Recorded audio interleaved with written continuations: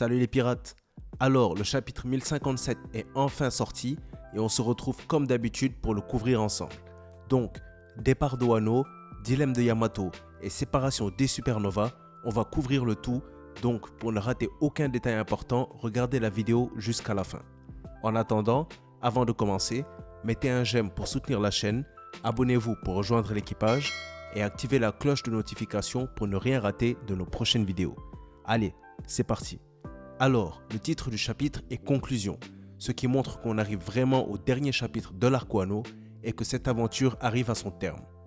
La cover page, quant à elle, est sur les aventures de Germa, qui se font aider justement par César dans leur tentative de fuite, qui déploie son poison face à Katakuri et Oven. Donc, est-ce que ça sera suffisant? On verra dans les prochaines semaines. Maintenant, on passe au chapitre. Alors, pour commencer, il faut rappeler qu'au dernier chapitre, Luffy s'apprêtait à quitter Wano et n'avait pas dit au revoir à Momo et Kinemon. Et Yamato, elle, avait dit qu'il était l'heure de devenir Oden et d'être libre. C'est nécessaire à rappeler parce que le chapitre commence avec Yamato, Momo et Kinemon qui partent à la recherche de Luffy ensemble. Momo et Kinemon sont bien évidemment furieux à l'idée que Luffy puisse les quitter sans dire le moindre mot, surtout après tout ce qu'ils ont traversé ensemble. On voit que Momo notamment s'est vraiment attaché à Luffy puisqu'il se souvient de tous leurs moments importants. Leur rencontre à Punk Hazard, leur promesse à Zo, le renouveau de cette même promesse à Wano et bien d'autres. Et c'est vrai qu'en y pensant, Luffy est celui qui a vengé les parents de Momo, libéré son pays d'une force qui paraissait imbattable et celui qui lui a permis de restaurer son clan. Il est donc parfaitement normal que Momo ait un tel attachement envers Luffy. Et franchement, c'est juste beau de voir un tel lien entre le shogun de Wano et le futur roi des pirates. Sur leur route, on apprendra aussi la décision de Yamato, qui va rester encore un peu à Wano avant de prendre la mer. Elle dit que c'est pour faire comme Oden et explorer Wano avant de découvrir le monde. Ça me donne vraiment l'impression que l'auteur nous fait en fait une Jinbe 2.0. Encore, pour Jinbe, je pouvais comprendre, les membres de son équipage devaient faire face aux pirates du Big Mom, il voulait les sauver dans la bataille et nous a demandé d'avancer sans lui pour nous rejoindre plus tard. Mais bon, pour Yamato, honnêtement, je ne comprends pas la raison qu'elle a de rester à Wano. Oui, certes, elle admire Oden, et elle a raison de l'admirer, c'est un homme incroyable et extrêmement fort, qui a vu le One Piece et qui a voyagé avec Barbe Blanche et Roger. Mais je sais pas vous, mais je pense que Yamato doit sérieusement développer son identité personnelle, surtout quand elle nous rejoindra, parce que la voir tout le temps justifier ses actions par les décisions d'Oden, ça enlève quelque part les motivations personnelles de son personnage. Et je trouve que c'est dommage, parce qu'on aime tous Yamato et Oda pourrait nous faire un beau travail sur son identité pour nous attacher encore plus à elle. Chez les Mugiwara, tout le monde a ses rêves personnels et leur propre identité. Et c'est ça qui fait le charme de l'équipage. Donc j'espère vraiment que lorsqu'elle nous rejoindra, Yamato aura trouvé sa voie propre à elle. Je trouve aussi vraiment que voilà, cette histoire d'Oden, ça devient vraiment redondant. Elle aurait très bien pu rejoindre l'équipage une bonne fois parce qu'elle n'a honnêtement rien à faire de concret à Wano. Je pense que l'auteur a peut-être décidé de la garder là-bas pour permettre au Monster Trio de se développer. Je pense surtout à Sanji, parce que si Yamato intégrait l'équipage, ça causerait de sérieux débats au niveau des rapports de force. Donc, avec le temps, l'auteur fera probablement monter Sanji en niveau pour que les rapports soient clairs lors de l'arrivée de Yamato. C'est la seule explication qui fait du sens pour moi. Donc voilà, c'était une petite parenthèse sur ce que je pense du cas Yamato. Du coup, le chapitre continue avec Momo, Kinemon et cette dernière qui vont arriver aux côtes de Wano où se trouvent justement Luffy et les autres. Et tout de suite, on voit que l'attachement de Momo envers Luffy est confirmé. Dès qu'il l'aperçoit, il explose en sanglots et lui demande de rester avec lui. Non seulement parce qu'il est attaché à lui, mais aussi parce qu'il ne sait pas comment il arrivera à se débrouiller sans lui. Surtout si un ennemi puissant menaçait Wano à nouveau. D'ailleurs, on voit que même Luffy s'est attaché à Momo, puisqu'il révèle qu'il le considère maintenant comme un petit frère.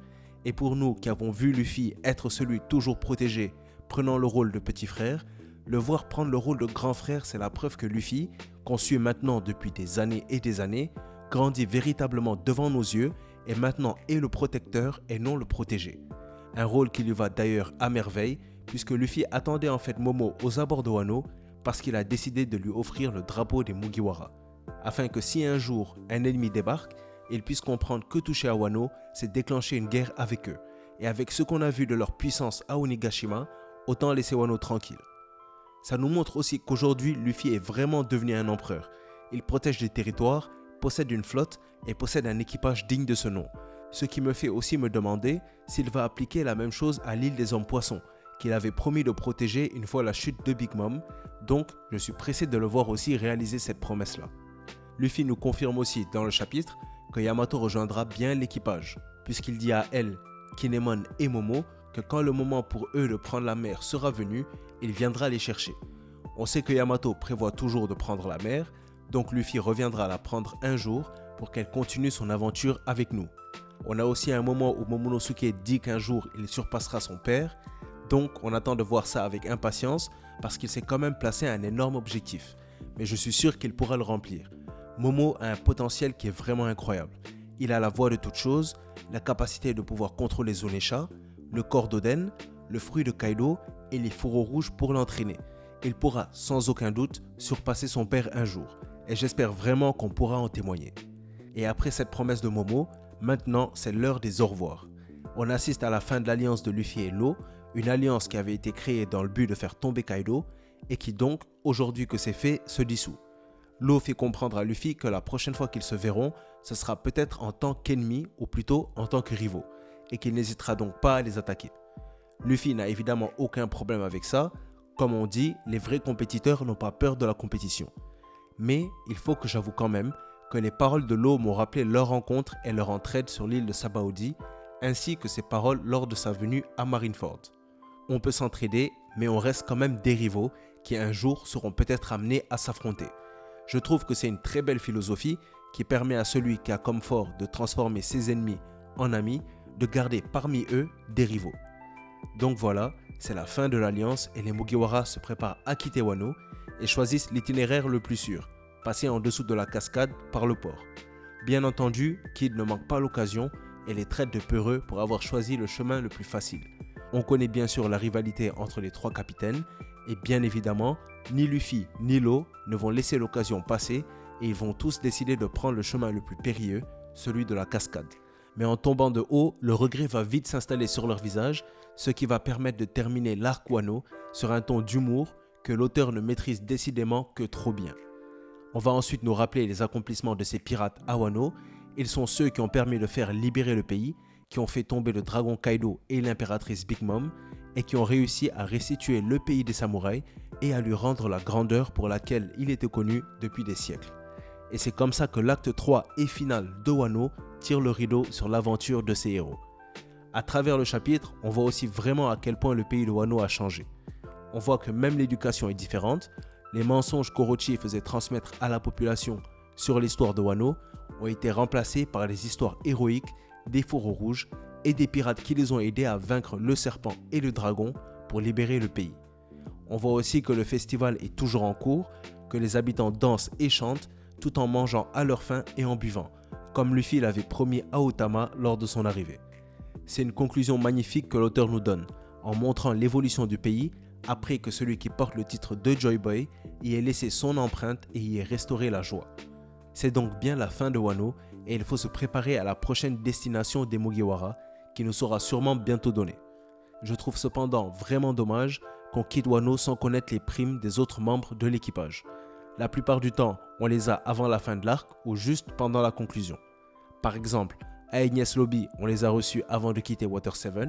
À Alabasta, on les a reçus à travers Ingram avant notre départ. À Dressrosa, c'était pendant notre départ. Mais là, l'arc se conclut sans les primes, surtout quand on sait qu'ils ont reçu les journaux, étant donné que les primes de Luffy, Law et Kid nous ont été données. Donc je trouve dommage que l'arc se conclue sans celle des autres Mugiwara. Même chose pour les corsaires, on ne sait pas ce qui est arrivé à Boa, ni à Weevil, ce qui aurait pu être intéressant, donc j'espère vraiment que l'auteur va nous donner des informations au prochain chapitre, parce qu'on attend ça depuis quand même presque un mois. Et je suis sûr que vous aussi vous voulez connaître les nouvelles primes, surtout celles de Zoro et Sanji, mais aussi des corsaires déchus, et pourquoi pas des marines qui ont subi les foudres de l'empereur Baggy.